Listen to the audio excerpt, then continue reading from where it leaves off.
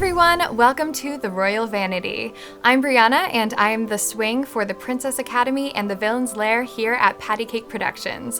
What swing means is that I'm the understudy for all the princesses and villains, and I have to be able to transform myself into any of these roles as needed.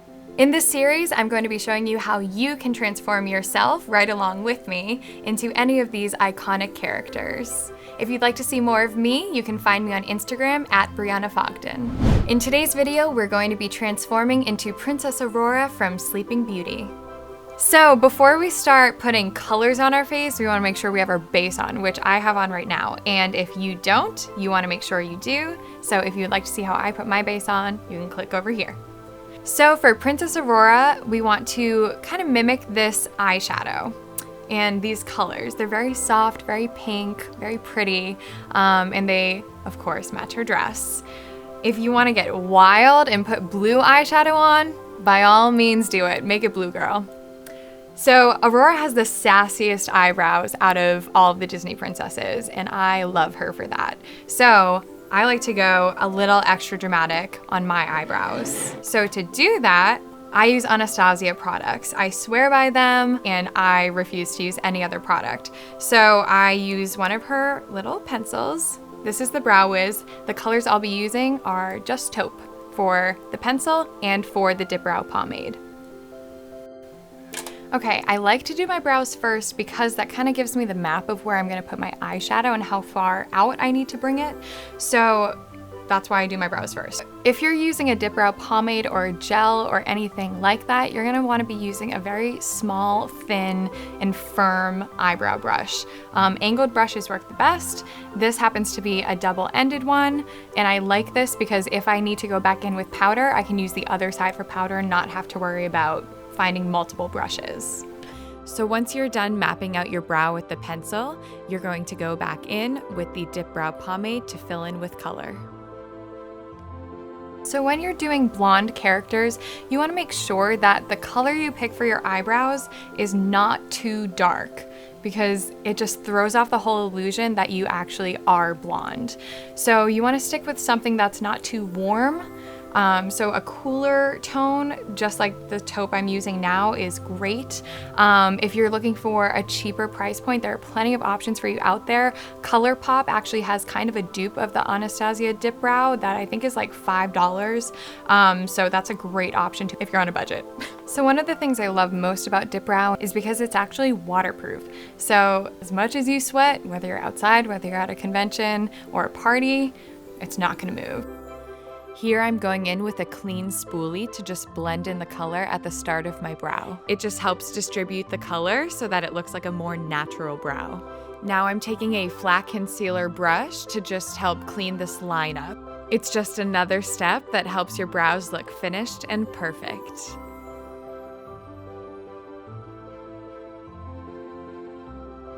I have my brows done. I go in with this NYX high definition eyeshadow base, and I've been using this for years too. I find that it holds the color really, really well. It doesn't move all day. It's not too thick, and it's not that expensive. I think it's like $6. So taking a beauty blender, you want to just blend this base so that you have a nice even slate for color. So we're trying to recreate Aurora's eyeshadow in that picture. So I found that ColourPop actually has great colors. They're $4 for a little shadow like this, and this will literally last you forever. So $4 is a great price point. So this is the color Say I Do. With a flat shadow brush, just press the color into the lid. Press the shadow onto your lids rather than brushing so that you don't get fallout on your cheeks or color where you don't want it.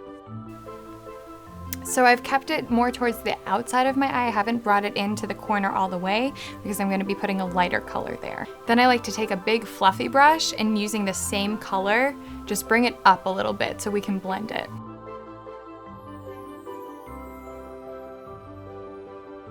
So using the same fluffy brush or another one if you have one laying around, I'm using a darker color. This is called Chic Happens, and it's just really a mauve.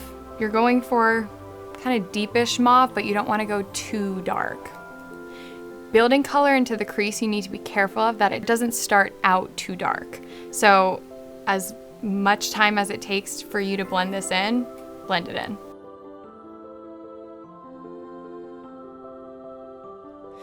So now I'm bringing the color under my waterline. This is something I do for myself because I do have double bags. However, it is a fun little thing you can do to sort of round this character out.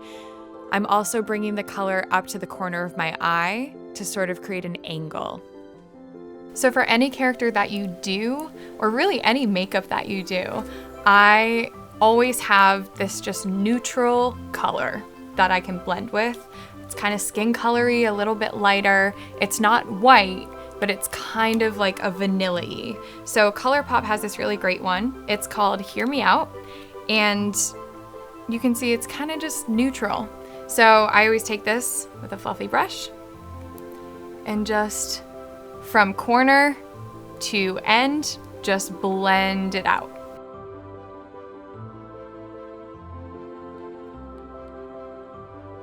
Going back in with a flat shadow brush, take that lighter pink and reinforce any color that you might have lost during blending. So remember how we kept our inner corners clear of any powder? This is where we're going back in. So you can take something sparkly, something fun, even a highlighter if you have it. I just have this Milani eyeshadow that I got for like $1. It's called Bella Ivory. My biggest thing with this is use what you have. No sense in buying makeup that I tell you to buy because you probably have it in your makeup kit anyway. So just something sparkly, something fun. It could be white, it could be ivory-ish, just something with a little bit of shimmer. So if you have some, I call it spillage of powder that's coming down like on the corners of your eyes, happens to me all the time. I just take my powdered beauty blender and take a little bit of powder right on the tip of it and kind of just erase that line. We'll let this sit for a few minutes or so, just so we can get that crisp line. Now that this has sat for a little while, I'm just going to brush the powder away. You don't want to go back and forth just in case you drag product, so just clean swoops. So the goal for this look and really every single look is you want it to look so natural. So the key to that is blending. And unfortunately, sometimes blending takes a while, but it is so worth it for the final product. Nothing takes you out of the moment more than visibly seeing unblended makeup. You kind of want it to seem like you just woke up flawless, because Princess Aurora did. Now for everyone's favorite part, eyeliner. What I found works best for me is to use something like a clay paint. I use Tarte's clay paint liner. I've tried a few of them over the years. I really like this because it is super waterproof. So I highly recommend this, and you can just squeeze the product out of the top very gently. I also swear by this brush.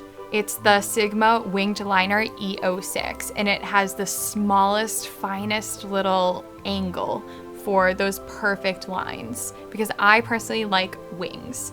For some characters, you don't want to do wings because that's just not what their eye shape is. For Aurora, because she is so coy and she does have those bigger, longer eyes, I think wings look best for her.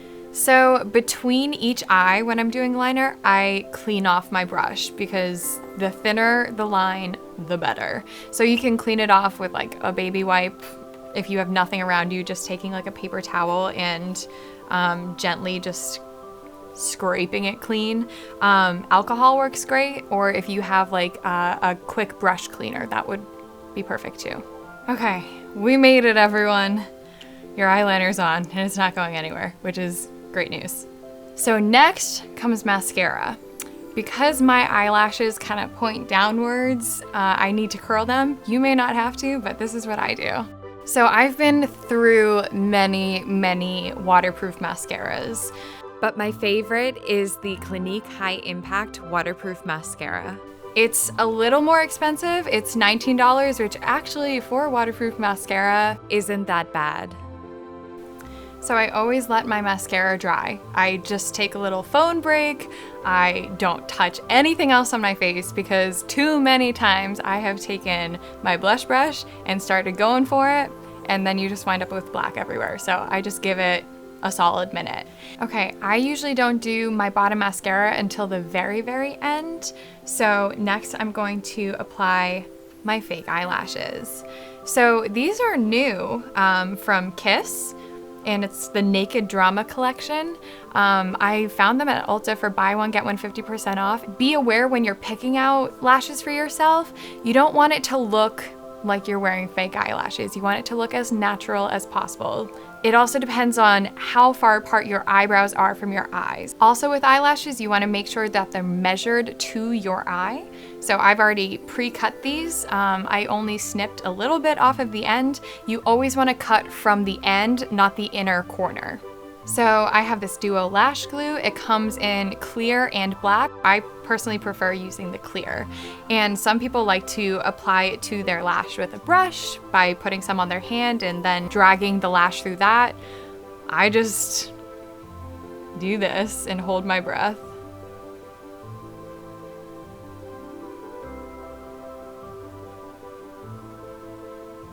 The trick to lashes, I know so many people are afraid of fake eyelashes.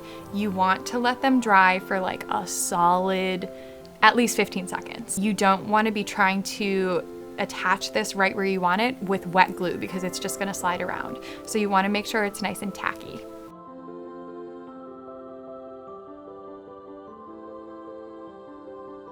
Okay, so next is kind of just the rest of your face, and this is where blush comes in. So I personally think the perfect blush for these blonde characters is the NARS Orgasm blush. It's just a really nice pink and it has gold shimmer in it too. So especially when you're dealing with princesses, it kind of just gives that little extra something something. So I just have a little blush brush. And another thing with blush, make sure you start out light, because you can always layer blush. You can't always take blush off. Our eyeshadow. A lot of people forget, like I just did, that you can use eyeshadow as blush too. It's just a powder with color in it. So with a lighter color, I'm gonna focus it really just kind of on the top of my cheeks instead of bringing it lower, because that's where you want your contour.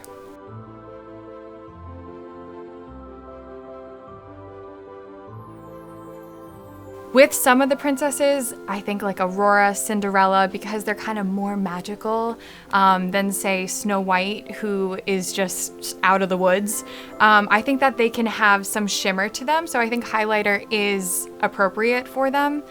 I just want to put out a warning, don't get too crazy with the highlighter because again, you want to make this look as natural as possible. You may have noticed I didn't do any bottom liner. I think that bottom liner closes your eye off, especially for these like bright-eyed princesses. For princesses like Jasmine, who has sort of a fiercer eye, I think it's absolutely appropriate there, but for these bright-eyed princesses, I wouldn't. Okay, moving on to lipstick. So this is a great example of just being resourceful and where you find your makeup. I got this Lipstick Queen lip liner yesterday at Marshall's for $4. It's all about where you look. So this is in the color mauve. I think this is the perfect color for Aurora. It's sort of that like mulberry type color, but a little more muted and not so bright.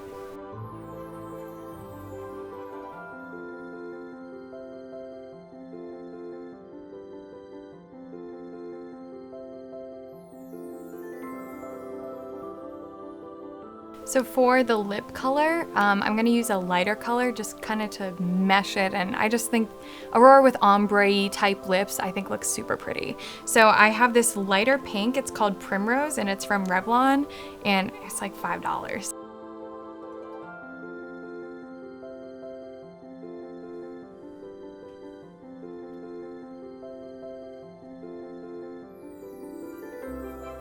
Going back over the lipstick with your lip liner to create that ombre look, keep the liner more towards the outer corners, keeping the center clear. My biggest thing to you is please clean up your lip lines, and it's so easy to do and it's just one tiny extra step. So you're just going back in with your concealer very lightly, just as you did with cleaning up your brows. You're taking that same flat concealer brush and again, barely with any product on it. And there you go, we're ready for a wig. So if you've never worn a wig before, you're gonna want a wig cap. And these are so cheap. You can find them on Amazon or really any party store. I would try and stick to the color of wig that you're wearing. So because Aurora's blonde, we've got a blonde one. There's a thicker band here. That's what you want resting on your forehead. So twist and pin in place, and then make sure all your little hairs along your hairline are tucked in.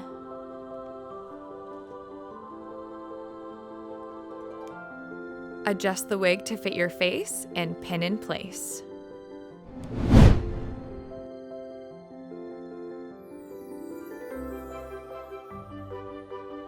If you are interested in the crown or necklace replica, you can get them at fairytalewigs.com. Thank you so much for watching The Royal Vanity. If you'd like to see more transformations or episodes of the Princess Academy, please feel free to subscribe right here at PattyCake Productions.